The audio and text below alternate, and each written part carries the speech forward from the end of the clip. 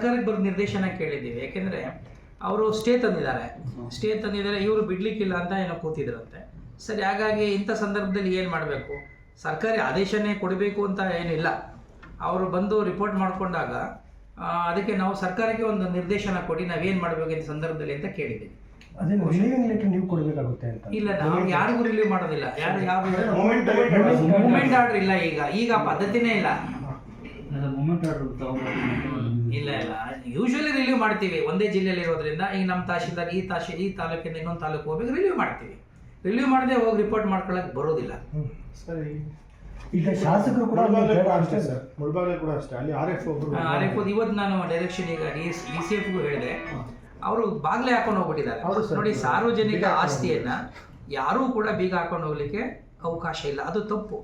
ಅದಕ್ಕೆ ನಾನು ಹೇಳಿದ್ದೀನಿ, ಒಂದು ಪೊಲೀಸ್ ಕಂಪ್ಲೇಂಟ್ ಲಾಡ್ಜ್ ಮಾಡಿ, ಆಮೇಲೆ ಅಲ್ಲೊಂದು ಮಹಜರ್ ಮಾಡಿ ಅದನ್ನು ಬ್ರೇಕ್ ಓಪನ್ ಮಾಡಿ ಅಂತ ನಾನು ಈಗ DCFಗೂ ಕೂಡ ನಾನು ಡೈರೆಕ್ಷನ್ ಕೊಟ್ಟಿದ್ದೀನಿ. According DCF has also give a direction to ACF. ಈ ಸಭೆಯಲ್ಲಿ ಪ್ರಸ್ತಾಪ ಮಾಡಿದ್ರು ಶಾಸಕರು ಕೂಡ, ನಾನು ಅಲ್ಲೇ ಕ್ಲಿಯರ್ ಮಾಡಿದ್ದೆ. ಸರ್, ಆಮೇಲೆ ತಾವು ಜಿಲ್ಲೆಗೆ ಹೊಸದಾಗಿ ಬಂದಿದ್ದೀರಾ.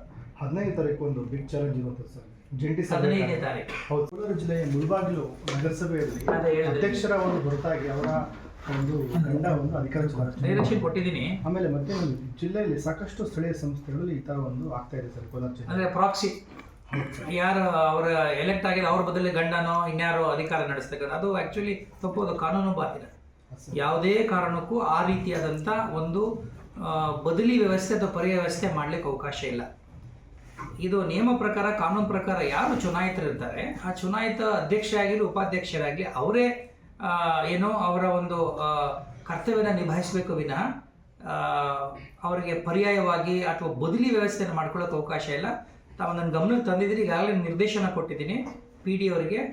ಅದ್ರ ಬಗ್ಗೆ ಏನೋ ಸೂಕ್ತವಾದಂಥ ಕಟ್ಟುನಿಟ್ಟಾದ ನಿರ್ದೇಶನ ಕೊಟ್ಟು ಅದನ್ನು ನಿಲ್ಲಿಸುವಂಥ ಕೆಲಸವನ್ನು ಮಾಡ್ತೀವಿ. ಈ ಥರ ರಿಪೀಟ್ ಆದರೆ ಏನು ಕ್ರಮ ಕೈಗೊಳ್ಳುವ ಅಂತ ಅವ್ರಿಗೆ ಏನು ಎಚ್ಚರಿಕೆ ಕೊಡ್ಬೋದು ಸರ್? ನಾವೀಗ ಅವರಿಗೆ, ನೀವು ಮಾಡ್ತಾ ಇರೋ ತಪ್ಪು ಇದು, ನೀವು ಪ್ರಜಾಪ್ರಭುತ್ವ ವ್ಯವಸ್ಥೆನ ನೀವು ಎಲೆಕ್ಟ್ ಆಗಿದ್ದೀರಿ, you have to exercise your power.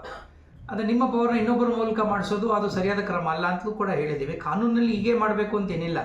ಈಗ ಅವರು ಉದಾಹರಣೆಗೆ ಆಫೀಸ್ಗೆ ಬಂದು ಕೂತ್ಕೊಂಡು ಅನಧಿಕೃತ ಆಗುತ್ತೆ.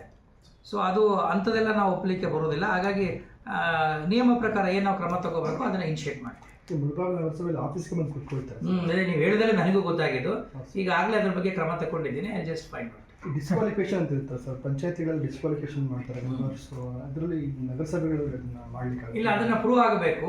ಅದನ್ನ ನನಗೆ ವರದಿ ತರಿಸ್ಕೊಂಡು ಆ ಪ್ರಕಾರ ವರದಿ ತಗೊಂಡು ಆಮೇಲೆ ಏನು ನಿಯಮದಲ್ಲಿ ಅವಕಾಶ ಇದೆಯೋ ಅದನ್ನ ಕ್ರಮ ತಗೊಂಡು